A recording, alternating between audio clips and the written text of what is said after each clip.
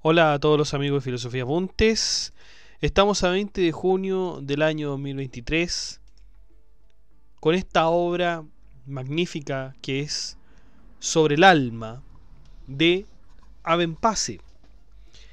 Este tratado sobre el alma está entendido por Abenpase dentro de la física de Aristóteles, siendo la última obra que Abenpase va a analizar del Estagirita. Ya habíamos visto comentarios a la física de Aristóteles, pero ahora nos enfrentamos a una obra original del mismo filósofo, ya no un mero comentario, no es un comentario, es una... podríamos decir que de todas formas es una síntesis, es una exposición de carácter personal, utilizando los conceptos aristotélicos, por cierto, pero es bastante más personal. Podríamos decirlo que es el modo en que Abenpase entendió el alma por Aristóteles. Y esto será un punto crucial entre la filosofía de Aristóteles y Averroes también.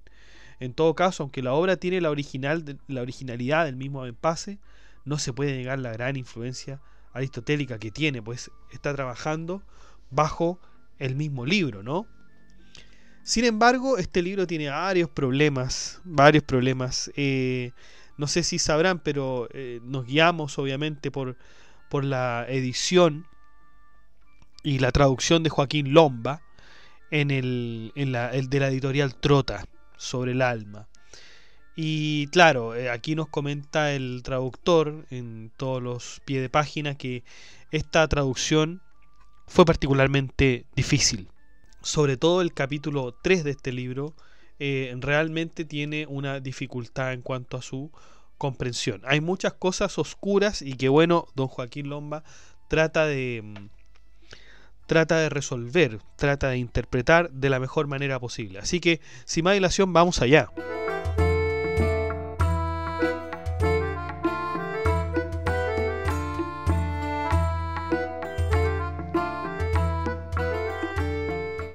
Hay algo que se me olvidó decir en la introducción. Todas las cosas que nosotros sabemos de Aristóteles, todas las cosas que nosotros comprendemos del Estagirita, las tenemos gracias a los filósofos musulmanes. Realmente ellos se han encargado de comentar, de redactar y de explicar a Aristóteles de la mejor manera posible. Esto ya de hecho lo he dicho y lo podemos ver siempre en algún prólogo sobre algún filósofo musulmán. Bueno, vamos con el primer capítulo, que es sobre el alma. Existen dos tipos de cuerpos, unos naturales y otros artificiales. Los naturales son generados y corruptibles. Los artificiales existen por un acto de voluntad, la creación de una silla, la creación de una cama. De acuerdo con Aristóteles, todas ellas están hechas de materia y forma. La materia puede existir con forma o sin forma. Si queremos entender la materia sin forma, tendremos que remitirnos a los 4 elementos sublunares, es decir, el agua, la tierra, el fuego y el aire. De hecho, estos son los cuerpos también llamados naturales. El ser simple puede transformarse y de él comienza a salir un ser compuesto. Por ejemplo, del agua proviene el aire y la tierra. Esto sucede cuando este ser simple se mezcla con otro ser y juntos hacen una composición diferente a la que tenían. Por eso todas las especies compuestas tienen más de un elemento. Los cuerpos artificiales tienen como primer motor el arte, y en este caso los cuerpos naturales serían los instrumentos de los mismos. En consecuencia, estos cuerpos pueden ser creados esencial o accidentalmente. Es fácil ver entonces que existen dos motores primeros, el de la naturaleza llamado motor natural y el del arte llamado motor artificial. Lo mismo ocurre con las formas, estas pueden ser naturales o artificiales. Las formas son perfecciones firmemente establecidas en los cuerpos que se encuentran. Cuando la forma se da de este modo se le llama entelequia.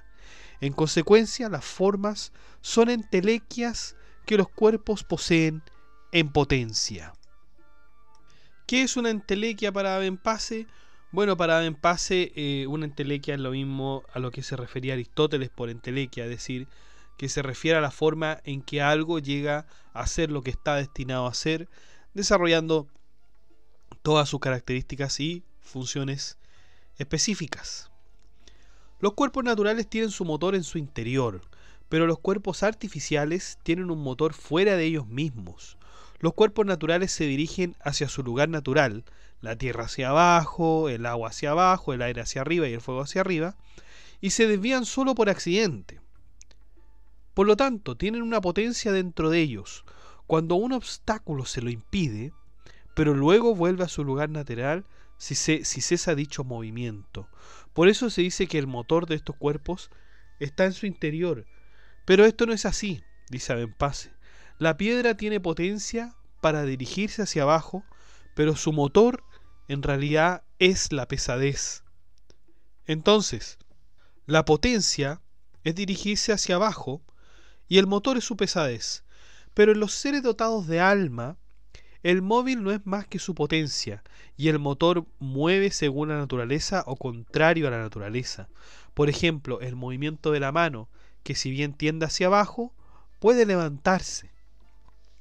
Por otro lado, las formas de dos clases. Tenemos la entelequia de un cuerpo natural donde motor y móvil no se unen, llamada naturaleza, y la entelequia de un cuerpo natural que se mueve por instrumento, llamada alma.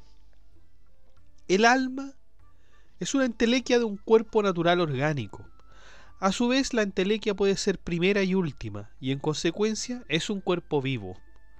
De la misma forma está claro que la palabra alma es una palabra convencional, nos dice Abenpase, debido a que entelequia puede entenderse de muchas maneras, es algo ambiguo.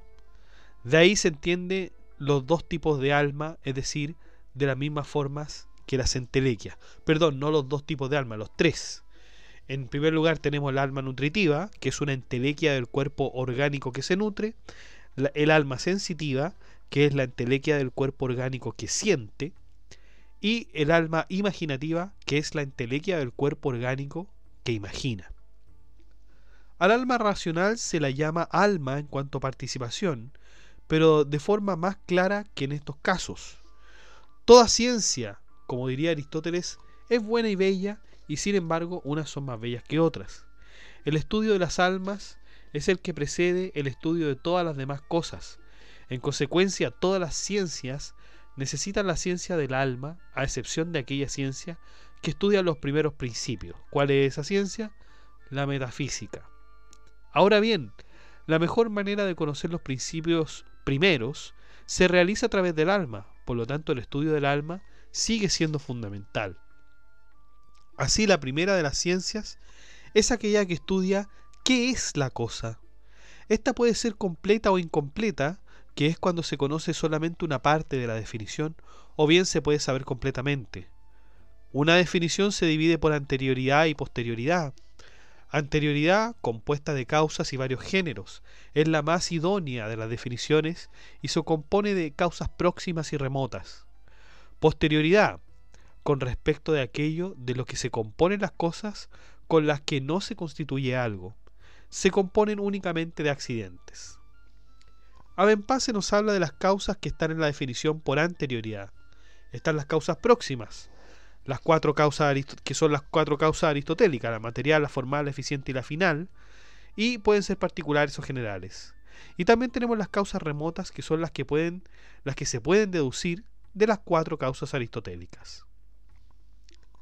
En cuanto al signo, es algo accidental y solo le proporcionan partes a la definición. Es bien escueto Abenpase en ese respecto. El alma como ciencia. El alma no está en la definición axiomática como las otras ciencias, porque es evidente por sí misma, se deduce. Aunque sea difícil de definir, no es imposible de hacerlo. Si hay algo que el alma puede hacer al margen del cuerpo, este será la separación. De acuerdo con Abenpase, esto complica todos los textos de física de Aristóteles. Ahora bien, con todo esto explicado, necesitamos verificar a qué tipo de ciencia pertenece el alma, si a la del cuerpo, a la de las cualidades o alguna otra. En primer lugar, se debe buscar el género del alma para así encontrar su definición. Para obtener la definición se deben conseguir tres cosas: el análisis, la síntesis y la demostración. No puede investigarse por medio del análisis, ya que su género no es conocido. Tampoco puede ser la demostración, porque el alma no se entiende de una sola forma. En consecuencia, lo único que nos queda como método es la síntesis. ¿Y qué es la síntesis? La síntesis se ocupa para aquello cuya existencia se conoce previamente. La existencia del alma, dice Abenpase, es obvia, y su demostración sería parecido a buscar la demostración de la existencia de la naturaleza, lo cual es propio del que no conoce la diferencia entre lo conocido por sí mismo y lo conocido por otro. Todo animal es un cuerpo compuesto de partes no homogéneas y discontinuas, de partes separadas dentro de límites que le son propios, además de ser móviles y sensibles. Pertenece al género de los seres que tienen cuerpo y forma. El alma es entelequia de un cuerpo material que tiene ciertas facultades, pero no hay una sola naturaleza que abarque a todas las almas. De hecho, si fuesen del mismo género, todos sus actos serían de igual género. Sus facultades pueden predicarse de forma posterior, anterior, analógica o simultáneamente. En efecto, la alimentación será una facultad anterior a la de las sensaciones. Esto hace que el alma sea aún más difícil de estudiar por la ambigüedad que presenta y su evidente falta de demostración. Esto dificultó mucho a los antiguos en el descubrimiento del alma, lo que finalmente los lleva a determinar al alma como una sustancia, y de esta opinión era Platón y Aristóteles. Luego tenían que distinguir qué potencia del alma está primera. Y bueno, luego ahí pasamos al tratado sobre la potencia nutritiva del alma. Lo primero que nos dice Abenpase es que lo opuesto al ser es el no ser. Tenemos que tener en claro esto. El no ser puede ser. Lo que no existe puede existir. Lo que puede existir es de dos clases: es necesario, no puede no ser, o contingente, lo que existe en un momento cualquiera que no existió antes en otro momento. Abenpase dice que es necesario que sea inexistente por un tiempo indefinido. Pero esto solo puede ser por accidente. Para Abenpase no existe la abrigación absoluta, como había aclarado en los comentarios de la física de Aristóteles. Recordemos un ejemplo. Si Said está enfermo, y es posible que sane o que no sane, Lo opuesto a que sane no será la privación de salud contenida en la posibilidad de sanar, sino la ausencia de salud. Lo posible y lo que está en potencia son una cosa en el sujeto, pero en sí mismas son distintas. Por ejemplo, lo posible precede al acto en el tiempo, la luna es eclipsable, pero también puede que esta posibilidad sea necesaria, no así en el caso del enfermo. Lo que está en potencia no llega a ser en acto hasta que el ser no sufre un cambio de manera necesaria, y el modo en que se da el cambio está entre algunas de las categorías, es decir, en la sustancia, que es una potencia cambiante, la cantidad es una potencia cambiante, la cualidad también, el lugar. Ahora, la pasión es una potencia pasiva, pero procede de un cambio, dice Abenpase. La perfección también es una potencia pasiva, pero también procede de un cambio. La relación no pertenece a ninguna categoría de cambio. La posesión y la posición sí son potencias cambiantes. Los que tienen relación en sus definiciones son la posición, la posesión, el lugar, el tiempo y la pasión. Pero veamos lo relativo al acto. Eso en cuanto a la potencia. Vámonos ahora a lo que es el acto. Lo que actúa, en cuanto a que actúa, entendido como esencia, es un ser en acto, mientras lo que padece es un ser en potencia. Lo que actúa acompaña en el ser a lo que padece. De ahí que se deriven también los motores, los cuales unos son necesarios y otros son potenciales, es decir, unos son necesarios y otros contingentes. Y claro, aquí nos vamos a ver, bueno, las almas de los cuerpos. Hay unos cuerpos que son los llamados cuerpos celestes, que no son potencia bajo ningún concepto, a menos que se les relacione con el intelecto agente, y ahí se les llamaría potencias motrices. Pero esto no es debido a que parezca esencialmente al intelecto agente, sino que su potencia se asemeja al intelecto agente de forma accidental. Nosotros ya sabemos la consideración que tenía el paradigma aristotélico con respecto a los cuerpos celestes. Son cuerpos superiores. Vamos entonces más abajo, vamos con el alimento. ¿Qué relación tiene el alma con el alimento? El alimento se le llama carne con respecto a la fiera y también al alimento último que luego se convierte en sangre. En consecuencia, la potencia nutritiva es una potencia por la que el cuerpo llega a moverse. El alimento que está en potencia es un alimento remoto y por lo tanto tiene un motor que lo hace cambiar a alimento en acto. Lo que se alimenta es o una planta o un animal, lo que hace pensar que la fuerza motriz para alimentar está en el cuerpo. La alimentación se da por medio de una facultad nutritiva y en consecuencia la potencia nutritiva es un alma. Se produce un movimiento en la sustancia. El alimento próximo tiene varios niveles. El que está dentro del animal, la humedad que está en las raíces de la planta, la sangre, la savia, la sangre que se convierte en carne, la savia que se convierte en ramas. El alimento, en cierto modo, es parte de la generación y la corrupción, pues todo ser generable y corruptible tiene un generante que puede ser de su misma especie o bien puede ser del género. La potencia motriz que lleva a cabo sus acciones lo hace de la siguiente manera: acciones propias de su especie, lo hace por accidente o según la materia en que actúa. Todos estos movimientos tienen algo en común con su moviente, sobre todo cuando se trata de los elementos naturales. El agua proviene del agua, el aire del aire, la tierra de la tierra y el fuego del fuego, aunque este también puede existir por choque de cuerpos, el fuego, cuando se chocan dos piedras.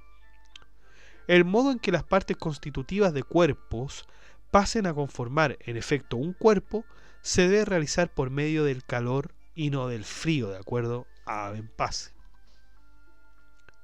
Facultad de aumento. Todo cuerpo tiene una magnitud que le es característica y con la cual adquiere la perfección de su ser. Esta cantidad no le fue dada en el principio, es decir, en su generación.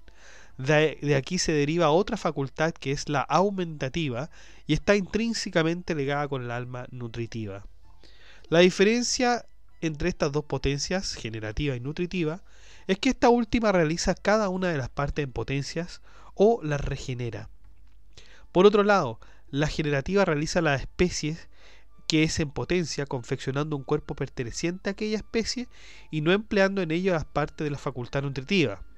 La facultad generativa se encuentra en el intelecto en acto y no en el cuerpo, mientras que la potencia nutritiva sí se encuentra en el cuerpo. Esta generación ocurre de manera accidental en los cuerpos naturales, ya que estos solo recibieron existencia que es la ínfima de las jerarquías del ser necesario. En otras palabras, los seres para existir necesitan al menos los elementos naturales. Ahora bien, lo que se da a los cuerpos materiales no es una existencia necesaria, sino que más bien la reproducción con el objeto de perpetuar la especie. Potencia reproductiva. Esta es la última meta del crecimiento, donde se alcanza la perfección del movimiento de los seres. Si pudiéramos colocar estas potencias en jerarquía, sería de la siguiente forma. Ya hablamos de la potencia nutritiva, que es la materia, la generativa es la introducción y la reproductiva es el fin. La potencia nutritiva siempre hace más alimentos de lo que exige la conservación del cuerpo. Este exceso se orienta al crecimiento y cuando éste alcanza su perfección, proviene de él lo que conocemos como semen. En efecto, cuando el cuerpo se vuelve decrépito, la única facultad que existe en el alma nutritiva es la de conservar el cuerpo, dejando de existir aquella que se orienta al crecimiento. Y ahí entonces terminamos el capítulo segundo, que trata sobre la potencia nutritiva. Vemos que en la potencia nutritiva ya hay por lo menos una escala, ¿no es cierto? Está la potencia nutritiva, la potencia generativa y la reproductiva. Vamos ahora al capítulo tercero, tratado sobre las potencias sensibles. Debo advertir, bueno, ya lo advertí en la introducción, pero nuevamente hago la advertencia, este es uno de los pasajes más oscuros debido a su ilegibilidad y en consecuencia difícil también traducción. Pero aquí el traductor nos ha dado lo mejor de sí, nos ha puesto en una no en una dificultad, todo lo contrario, nos ha permitido entender un poco este capítulo de lo que pudiera ser, digamos, leer solamente el tratado directamente, como que fuera la lengua árabe, ¿no? Entonces, vamos con el capítulo tercero. Todo cuerpo se compone de materia y forma, pero estas no son el cuerpo propiamente tal y sin embargo vive por ellas. La materia es receptora de la forma y la forma nunca está en acto sino una vez en la materia al igual que la materia. No obstante, estas pueden ser separadas en un cuerpo solamente en potencia, lo que es evidente en los cuerpos generables y corruptibles. La explicación de esto es que la materia sí se separa de la forma, pero solamente para coincidir con otra forma. Por ejemplo, cuando el agua se convierte en vapor, el agua es la materia y la forma es el vapor. Pero no es que el vapor tenga su propia forma, sino que el agua está siempre unida a la forma del vapor.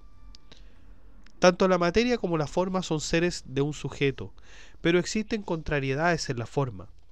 Por ejemplo, la materia puede tener muchas formas contrarias, aunque en sí es una sola para todas. Esto es un corolario indispensable para la existencia de la materia, que tenga formas contrarias. Por ejemplo, una estructura de madera, tiene en efecto una forma, pero bien puede que ésta pueda modificarse y recibir una forma contraria a la que se había hecho primeramente. Esto también se entiende porque la materia tiene un motor móvil que le hace adquirir formas. El motor puede ser de dos clases: no homogéneo, que es el de los cuerpos celestes, y el homogéneo, que es el de los demás cuerpos. Para explicar el motor de los cuerpos homogéneos, Abenpase nos da un ejemplo sumamente complicado, debería decir,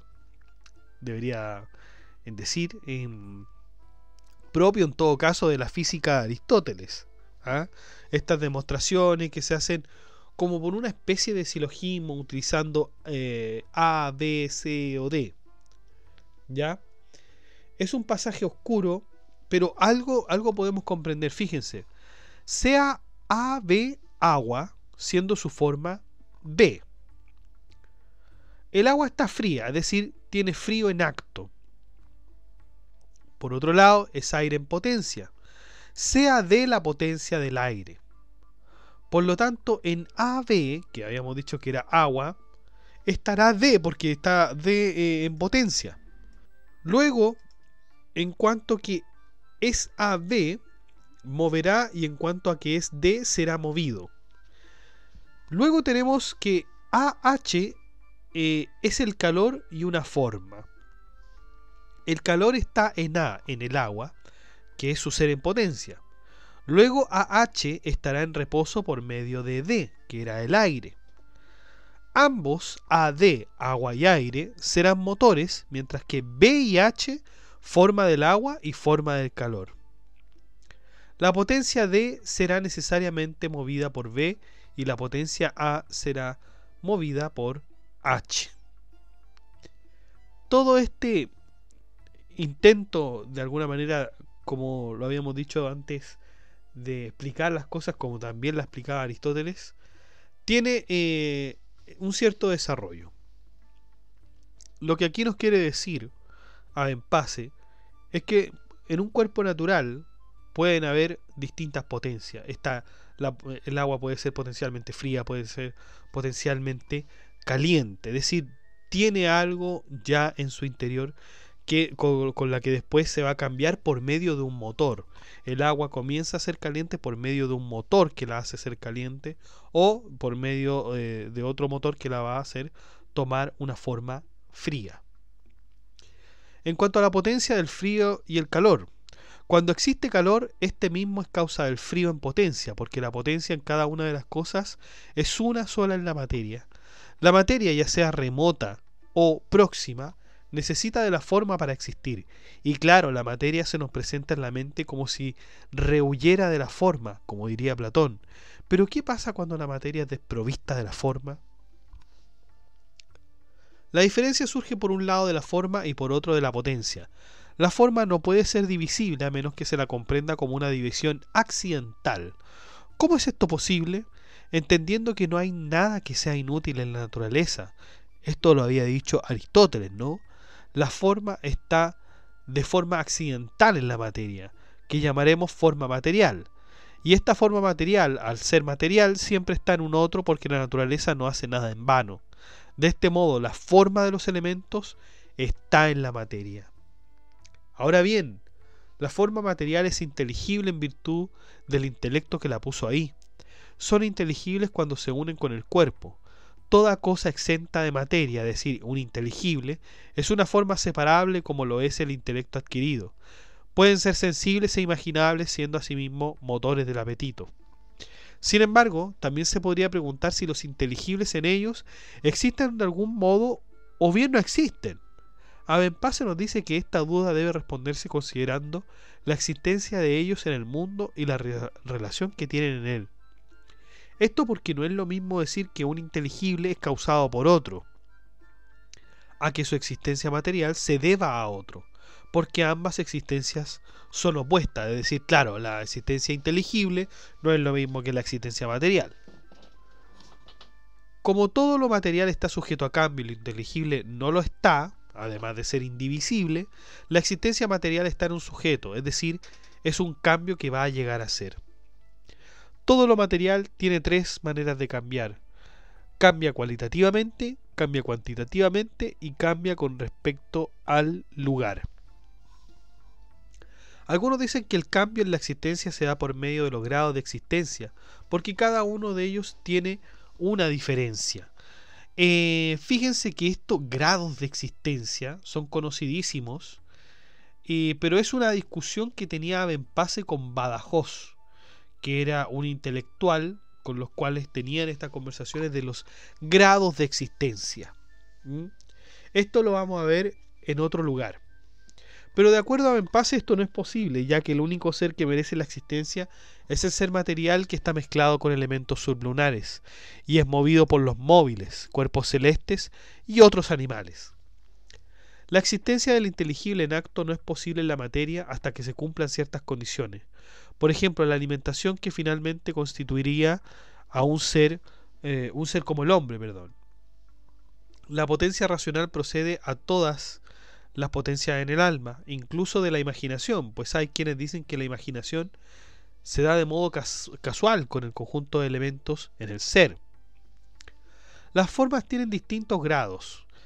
La forma tiene una existencia material, donde no tiene cambios en absoluto y es extremo último de la existencia. Y también, obviamente, tiene una existencia inteligible. Ninguna de estas dos existencias puede estar en la otra, claro, y si la existencia inteligible no tiene materia, sería una falsa invención. De ahí que la teórica natural o la ciencia natural identifique necesariamente la materia y las formas unidas. En todo caso, cuando la forma está separada de la materia, sea que estén abstraídas, esta recibe el nombre de percepción. Cuando está unida con la materia se le llama intelecto, y a la percepción también se le llama intelecto en potencia. Dicha abstracción tiene varios grados también: sensación, imaginación y razón. En cuanto al sentido, esta puede estar en acto o en potencia, atendiendo si esta es próxima o remota. Es remota como por ejemplo el feto, que después de un tiempo podrá sentir, y es próxima cuando se huele algo que todavía no está frente al olfato. Luego se deriva la imaginación a partir de los sentidos. En cuanto a la razón, tenemos el intelecto, que es creador por el principio que subyace en él. Este principio tiene dos géneros: el que está unido a su propio instrumento, por ejemplo el semen del animal que reproduce, y en este caso es el calor del semen el que actúa en él para lograr la generación del ser. En segundo lugar, sus instrumentos dependen de algo exterior, por ejemplo aquellos animales que nacen de generación espontánea, que en este caso podría ser el calor que se genera de la putrefacción que crea moscas o gusanos. Recordemos que ya en estos tiempos todavía se creía en la generación espontánea, teoría de Aristóteles, de que los animales, algunos animales, se podían crear desde la materia inorgánica, y ahí claro está, de la putrefacción nacían los gusanos y las moscas. Eso ya está refutado al día de hoy, pero Abenpase obviamente para esos tiempos lo consideraba. A través de una mezcla, el alma recibe la forma y finalmente se completa todo el proceso. Con respecto a la forma, ya sabemos que esta no cambia porque es indivisible. Por lo tanto, lo que cambia es otra cosa, y la forma se amolda a ese cambio. Pero ¿qué quiere decir Abenpase con esa otra cosa? Nadie sabe qué quiere decir Abenpase con esa otra cosa. Quizás, nos dice el traductor, sea la materia. Quizás sea la materia. Vamos con el capítulo 4, Tratado sobre la vista. El alma es una entelequia, como habíamos dicho anteriormente, siendo su primera materia la mezcla humoral del cuerpo. Esto se puede llevar perfectamente al sentido de la vista, diciendo que esta es la entelequia del ojo. El primer sensible de la vista es el color, ya que no puede percibirse con ningún otro sentido. La facultad que permite al ojo ver es el humor vítreo, cosa que es evidente cuando se tratan las cataratas en los ojos. Por lo tanto, podemos decir que el humor vítreo es el que permite que podamos ver los colores. Colores. El color solo puede percibirse por medio del aire. Por eso, cuando el color se pone sobre el ojo no lo percibe inmediatamente, porque necesita justamente que junto con el color esté el aire, ¿no? Además del aire, la visión necesitará del color para ser percibida. Para confirmar y continuar con el estudio del color, Abenpase estudia dos conceptos: lo luminoso, que es lo que proporciona luz, y lo iluminado, que es aquello donde hay luz. Lo luminoso se dice de dos formas: con anterioridad, es decir, por ejemplo, creemos que el sol es común con el fuego, y con posterioridad, lo que ilumina al ser iluminado, como el reflejo de la luna y los cuerpos bruñidos o pulidos. Lo luminoso con respecto a lo iluminado tiene una posición relativa. Los cuerpos solo tienen posición, que sería una condición absoluta, y en consecuencia lo iluminado recibe una posición con respecto a lo iluminante, que se da por medio de la categoría del ser, que es la relación. El color es un motor que mueve a lo transparente en acto, siempre y cuando sea iluminado.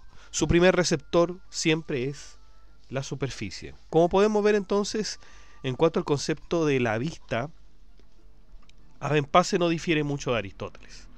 Vamos con el tratado sobre el olfato. El olfato es la percepción de lo olido. Lo primero que es olido es el olor. Todo lo que tiene olor está mezclado, pues la mezcla precede al olor en el cuerpo por naturaleza. Entre los animales, el hombre racional no necesita tanto este sentido, y es por eso que su percepción es débil. Al contrario, en el animal irracional el olfato es motivo de subsistencia y en consecuencia es más fuerte. El olor tiene una especie de velo que es levantado por la respiración. No se percibe el olor hasta que se respira por largo tiempo, pero de lo contrario no se percibe. El olor resulta al lavar la humedad, a la sequedad o por alguna cocción que se produce por el calor. Eso en cuanto al tratado del olfato. Vamos con el tratado del gusto, que también es breve.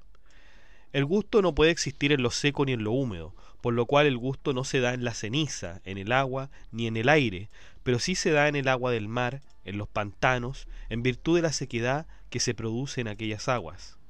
La materia del gusto es la humedad, porque cuando no hay humedad no hay sentido del gusto. Necesita humedad para existir y para hacer sentido. El gusto es necesario en el animal, salvo en los moluscos y en las esponjas de mar. Así el gusto será más o menos desagradable, mientras más o menos húmedo sea. Vamos con el tacto. Todos los animales tienen este sentido. Si lo perdieran, ya no serían animales, porque ningún sentido carece de tacto. Si es generable y corruptible, necesariamente es tangible. ¿Qué hay del alma? Se dice que el alma tiene frialdad, pero que al mismo tiempo se mezcla con el calor innato. En este sentido, tenemos dos órganos encargados del flujo de los fluidos, que son tanto fríos como calientes. El cerebro se encarga de lo frío. De hecho, Aristóteles también decía lo mismo, que el cerebro se encarga simplemente de regular el calor que está en el cuerpo, y el corazón de lo caliente, ¿no? No se sabe si el sentido del tacto está en la carne o no, pero Abenpase nos dice que al menos es una de las cosas de la que está constituida la carne. En la carne hay tacto. Vamos a hablar ahora sobre el sentido común. Existe una facultad común que percibe los sentidos, y este es el sentido común. En él quedan impresas aquellas sensaciones percibidas anteriormente y que luego se pueden evocar sin la presencia de la cosa. Esto se llama el efecto de lo sensible tras la ausencia de la cosa.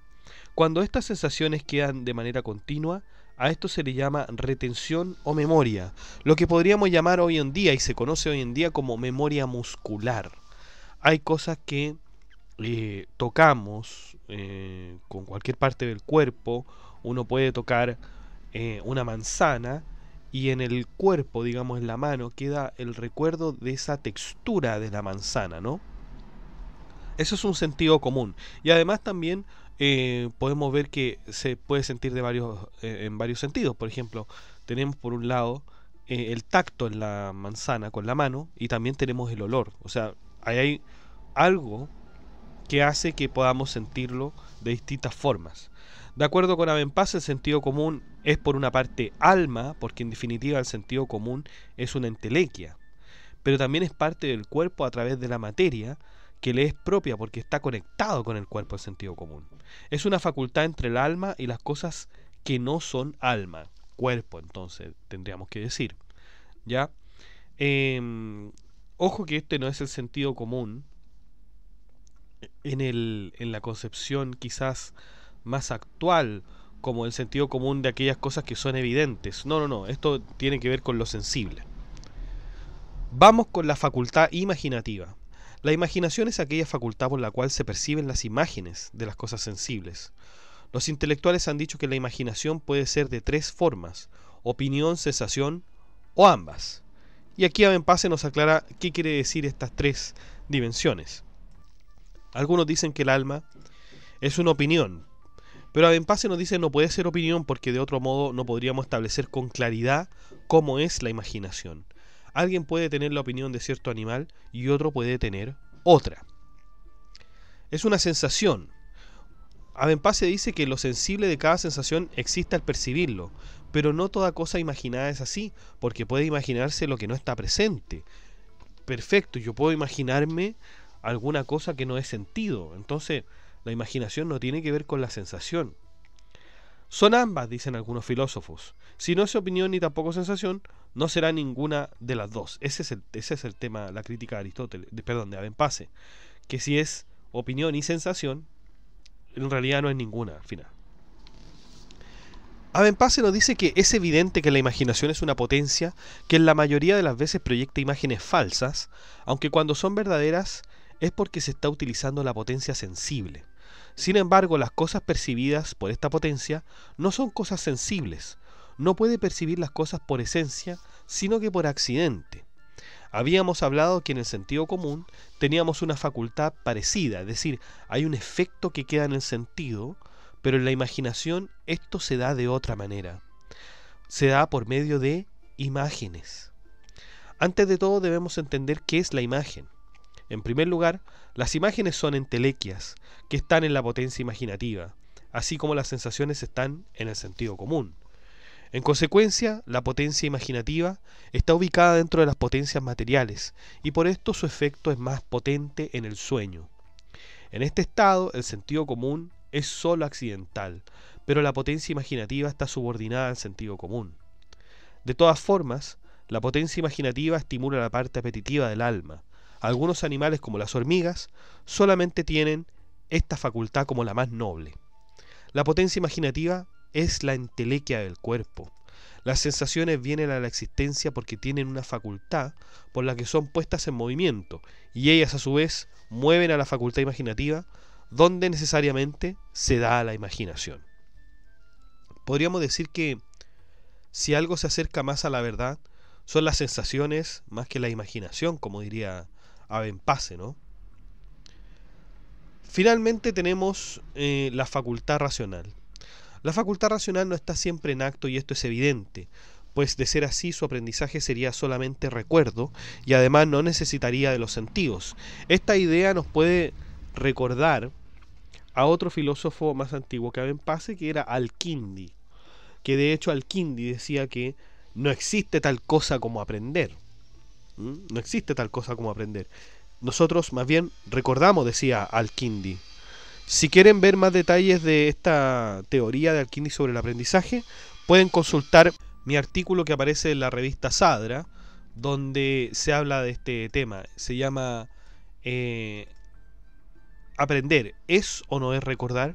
La perspectiva de Al-Kindi. Bueno, sin embargo, tampoco está siempre en potencia, porque las ciencias vienen al hombre por medio del aprendizaje. Es decir, Abenpase sí creen que hay algo que se llama aprendizaje y que exista, ¿no? En consecuencia, esta facultad oscila entre estar en potencia y en acto. La potencia racional es aquella por lo que el hombre indica lo semejante según lo que ocurre en su interior. ¿Qué es lo que sucede en su interior?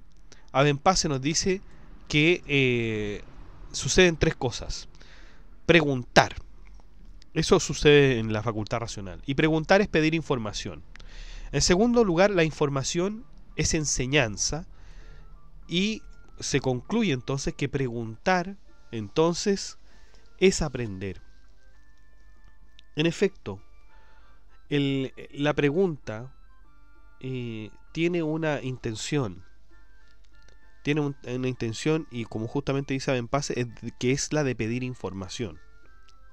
Cuando se contesta la pregunta y se da la información correcta, se aprende. O bueno, incorrecta también digamos, aprendería. Y se aprendería como algo correcto, ¿no? Pero ese es el punto, que preguntar es un inicio.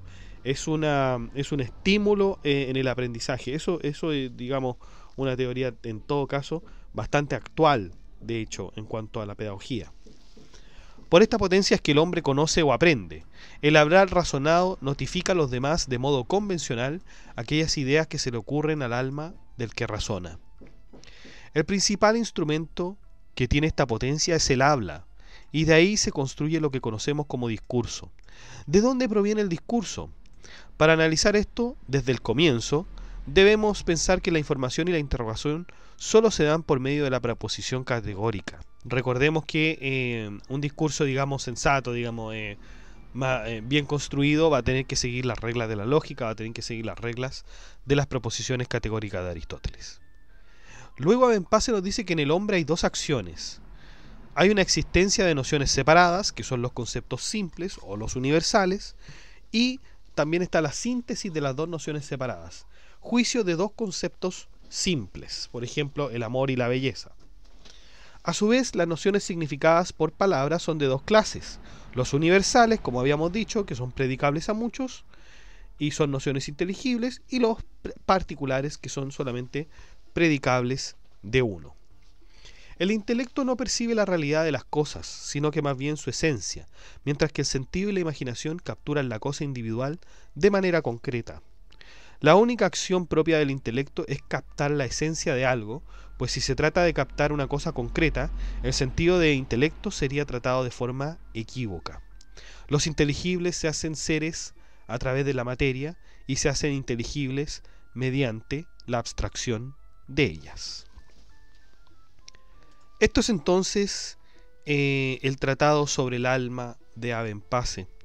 Debo decir que bueno, este es el último libro con respecto al tema físico que va a hacer Abenpase. Podemos reflexionar por qué realmente Abenpase coloca el alma en la física. Podríamos decir quizá podría aventurar o hacer tentativa una respuesta de que como el alma se destruye con el cuerpo, en la visión aristotélica, bueno, ahí seguimos hablando, en cierto sentido, hablando de materia y forma, de hilemorfismo, y por cierto estamos hablando de física en ese sentido.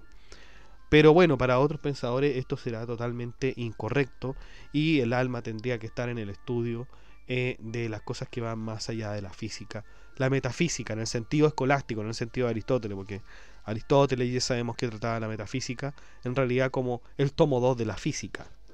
Es decir, metafísica no quiere decir que se hable de cosas trascendentes y todo eso. En realidad la metafísica sigue siendo física. ¿Y quién puso este comentario de que metafísica es más allá de la física? Los escolásticos. De hecho, Avicena también lo dice en su Metafísica de la Curación. Él mismo dice que la metafísica es justamente esto, la trascendencia de las cosas. Así que eso, muchachos.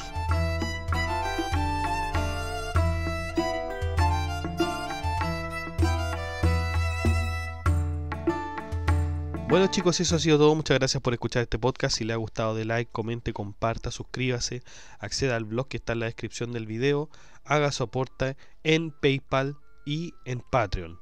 Saludamos entonces a nuestros mecenas romanos, que son Abstract Paniker, Emanuel Mendoza González, Ricardo y Rosario Canaval, que se nos ha unido hace 18 días ya. Les agradezco muchísimo, muchachos, su colaboración. Sé que he estado un poco atrasado con las publicaciones, pero se está haciendo.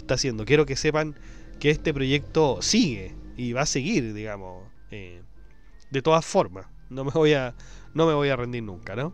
Y saludamos también a nuestro mecenas medieval, que es Gab Welther, que ya lleva 5 meses con nosotros y está con esta membresía superior. Te agradezco mucho, Gab Welther, un abrazo y que estés muy bien. Y usted también puede ser colaborador en Filosofía Apuntes, puede ser miembro, mecenas, inscribiéndose en las membresías que aparecen abajo de cada video en el botón unirse. Usted aprieta ahí en unirse y bueno, ahí escoge 4 membresías de distintos precios. Si a usted no le es cómodo ningún precio de las membresías, puede dar las gracias en el botón gracias y poner la suma que usted quiera. Muchas gracias a todos, que estén bien, cuídense, chao.